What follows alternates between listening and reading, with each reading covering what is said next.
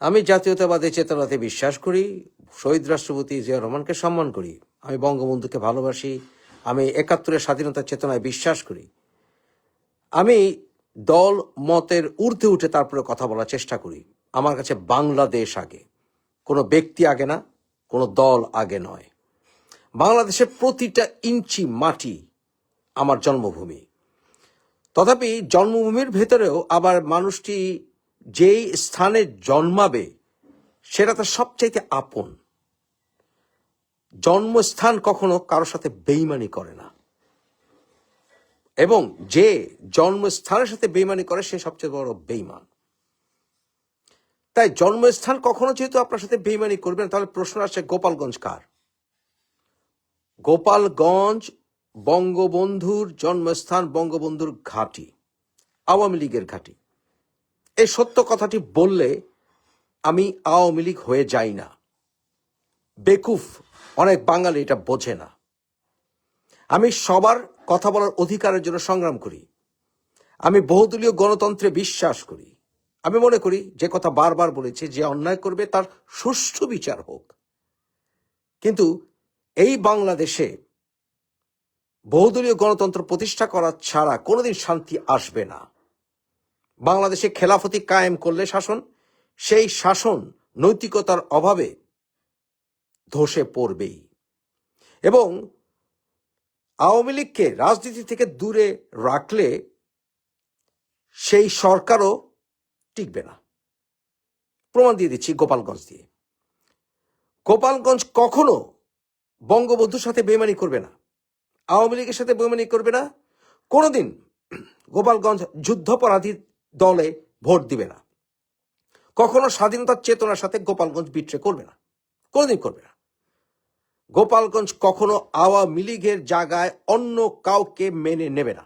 এটা সত্যি, ধরে নিতে হবে। তাহলে কি গোপালগঞ্জ বাংলাদেশের মানচিত্র থেকে মুছে দেবেন? গোপালগঞ্জের নাম বদলে দিতে পারেন। খালেদা জিয়া যেমন একবার বলেছিলেন না, নামই বদলে দিতে পারেন। গোপালগঞ্জের নাম বদলে অন্য যে কোনো নাম রাখতে পারেন, কিন্তু গোপালগঞ্জের যেই ভেতরের যেই আবেগ সেটা আপনি মুছে দিতে পারবেন না। তাই গোপালগঞ্জ কখনো আওয়ামী লীগের সাথে বিট্রে করবে না ভাই।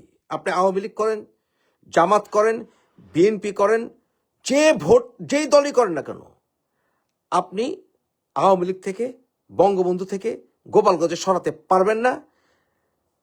তারেক রহমান যত বড় পিসাব হোক, এমনকি এই জামাত সব আউলিয়া দিয়ে ভরে যাক, তারপরেও বাস্তবতা হচ্ছে গোপালগঞ্জ কখনো আওয়ামী লীগ ছেড়ে অন্য কোনো দলে ভোট দেবে না। তাহলে এই যে আওয়ামী লীগ নির্বাচনে নেই, তাহলে গোপালগঞ্জের মানুষের কথা বলবে কে? কে বলবে? গোপালগঞ্জ কি তাহলে বাংলাদেশ থেকে, মানচিত্র থেকে আলাদা করে দেবেন? গোপালগঞ্জে বিএনপি নেতা যে দাঁড়িয়েছে না, কে এম বাবর, দেখলাম এই কে এম বাবরের নামও শুনে নাই গোপালগঞ্জের মানুষ। তাদেরকে প্রশ্ন করেছে কিছু সাংবাদিক, তারা বলে এদের চিনিই না, এটা আবার কে? গোপালগঞ্জে তারপরেও যদি এদের ভিতরে নির্বাচন হয়, তাহলে গোপালগঞ্জে থেকে যদি বাবর সাহেব এমপি হন, সে বাবর সাহেব ৫,০০০ ভোট পেয়ে নির্বাচিত হবেন, সত্যি কথা, সুষ্ঠু ভোট হলে। কারণ অধিকাংশ গোপালীরা তারা ভোট দিতে যাবে না। তাহলে যে ৫,০০০ ভোট পেয়ে যে এমপি হলো বিএনপির, সে খুব ভালো মানুষ হতে পারেন, উনি অলমোস্ট পীর সাহেব হতে পারেন, কিন্তু গোপালগঞ্জের মানুষদের থেকে উনি বিচ্ছিন্ন। তাহলে উনি সংসদের দায়িত্ব পালন করে কি আলুটা ছিঁড়বেন? উত্তর হচ্ছে অশ্বডিম্ব। উনি গোপালগঞ্জের মানুষের হয়ে কথা বলবেন না। অনেকে বলে গোপালগঞ্জে শেখ সেলিম অথবা শেখ হাসিনা তারা গোপালগঞ্জে খুব একটা যেতেন না, এলাকার নেতাদের দিয়ে কাজ করাতেন, বুঝলাম। কিন্তু তারপরেও গোপালগঞ্জের মানুষরা আওয়ামী লীগের নামে অন্ধ। আপনি যেটা যেভাবেই নেন লাভ নাই, আপনি যেভাবে নেন অন্ধ। যেমন ধরেন, আমি অনেক সময় অনেক দলের রাজনীতি দেখে অবাক হই যে এরা এই দল করে কিভাবে। তবে আমার মনে যাই হোক না কেন, বাস্তবতা হচ্ছে আমাকে মেনে নিতে হবে যে অনেক মানুষ অনেক রাজনৈতিক দল করে, যেটা আমার মাথায় আসে না কেন করে। তারপরেও তাদের সেই স্বাধীনতা আছে, তাদের নিজেদের ইচ্ছামতো প্রতিনিধি তারা মেনে নেবে। আমার মাথায় আসে না যে কিভাবে বিএনপি বহুদলীয় গণতন্ত্র থেকে সরে গেল, কিভাবে বিএনপি ব্যক্তির চেয়ে দল বড়, দলের চেয়ে দেশ বড়, এই ইস্যু থেকে সরে গিয়ে আবার ওই পরিবারতন্ত্র, আবার ওই তারেকের মেয়েগুলিতে চলছে। আমার মাথায় আসে না ভাই। তারপরে বাস্তবতা হচ্ছে বাংলাদেশের মানুষ গোলামি করতে অনেকে অভ্যস্ত, করুক, কি করব। আমার মাথায় আসে না কিভাবে মানুষ ৭১-এর পরে জামাত করে, আমার মাথায় আসে না ভাই। তারপরে বাস্তবতা হচ্ছে জামাত অনেকে করে, গোলাম আজমকে অনেকে পীর সাহেব মনে করে, তাই রাজনীতি করতে দিতে হবে, করুক। তাহলে আপনিও একইভাবে আওয়ামী লীগ কেন করে মানুষ মাথায় না আসতে পারে আপনার, কিন্তু তারপরে করে মানুষ। তারপর মানুষ শেখ হাসিনাকে অনেকেই চায়, আমি না চাই, আপনি না চাই, ডাজন্ট ম্যাটার। এটাই গণতন্ত্র। গণতন্ত্রে সুষ্ঠু ভোট দেওয়ার লেভেল প্লেয়িং ফিল্ড করতে হয়, যেটা বর্তমানের এই ইলেকশনে নেই। বাস্তবতা হচ্ছে এটাই বাস্তবতা। আমরা একটা মাইন্ডকে চিবায় পড়ে গেছি, কাকে ভোট দিব। একদিকে পরিবারতন্ত্র একেবারে দাওয়াত করে নিয়ে আসছি, 2 টার্মের পরে আবার তারেকের মেয়ে হবে, আবার তারেক ফেরত আসবে। দেখবেন 10 বছর, 5-5-10 মেয়ে একবার মধ্যেখানে এসে আবার বাপ আবার মেয়ে, এই হবে। মানে রাশিয়ার ওই পুটিন আর মেদভিয়েদেবের মতো অবস্থা হবে। এই ফাঁক কিন্তু রয়ে যাবে। এবং তাও যদি নাও হয়, অন্তত পরিবারতন্ত্রের গোলামের জন্য আমরা আবার, আল্লাহ মাফ করুক, আবার। কিন্তু অপরদিকে কি চয়েস, আবার ওই জামাতি, আবার ওই স্বাধীনতা বিরোধী, আবার স্বাধীনতা নিয়ে হিপোক্রেসি। মাইন্ডকে চিপে পড়ছি না আমরা। আর অপরদিকে আওয়ামী লীগের টুকরা টুকরা হয়ে আছে ভিতরে ভিতরে। কই যাই? তাহলে বাংলাদেশের মানুষের গণতন্ত্র এখন নাই। গণতন্ত্র এখন একটা আসলে স্বপ্ন ছাড়ার কিছুই না, স্বপ্ন ছাড়া আর কিছুই না। আমরা ট্র্যাপড। ইলেকশনের নামে যে ফিকশন হবে, তারপরেও এত কিছুর পরেও হিসাব বলছে যে যেভাবে ইলেকশন ম্যানিপুলেশন করেছে জামাত বোধহয় জিতে যাবে। কিন্তু বাস্তবতা হচ্ছে, আমি তারপরেও এত কিছু বিএনপিকে এত সমালোচনা করি, তারেকের এত সমালোচনা করি, আজকে দিনাজপুরে গিয়ে সে আমের কথা বলে, কি যে যায়, কই যে যাই।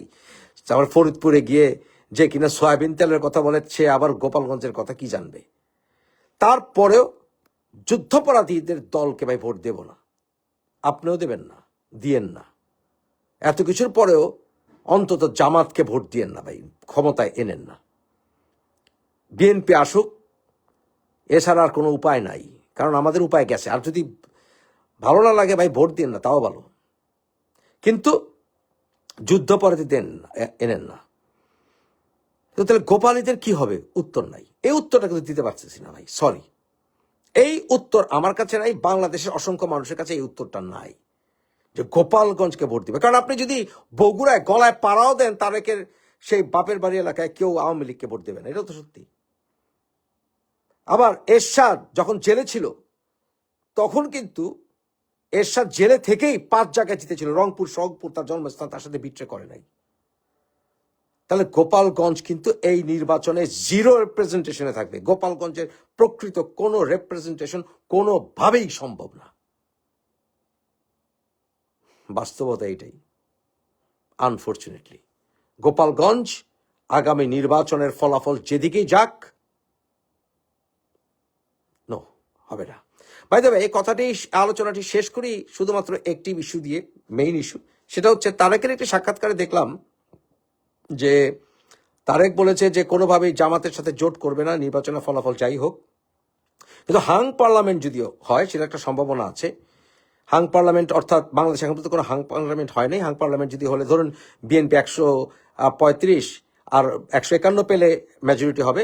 151 যদি কোনো দল না পায়, 135 মনে করেন যদি বিএনপি পায়, ধরে নিলাম 115টা পাবে যদি জামাত।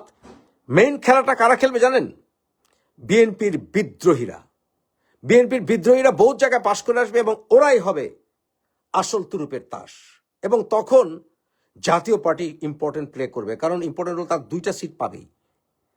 ওই 2টা একটা সিট তখন ইম্পর্টেন্ট হয়ে যাবে। তখন বিএনপি জাতীয় পার্টিকে কাছে টানবে আর বিদ্রোহীদেরকে কাছে টানবে, আর বিদ্রোহীদেরকে কাছে টানলে বিএনপি কোয়ালিশন গভর্নমেন্ট গঠন করবে।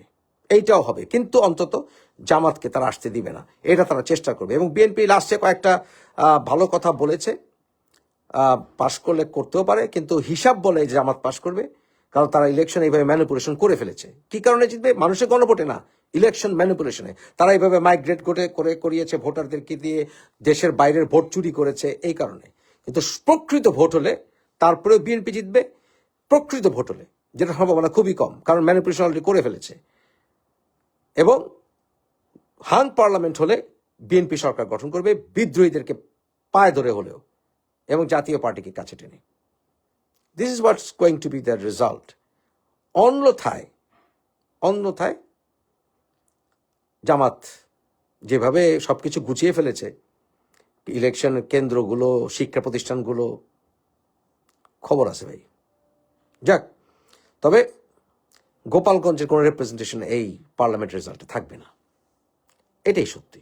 কারণ গোপালগঞ্জের মাটি বঙ্গবন্ধুর সাথে বেইমানি করবে না।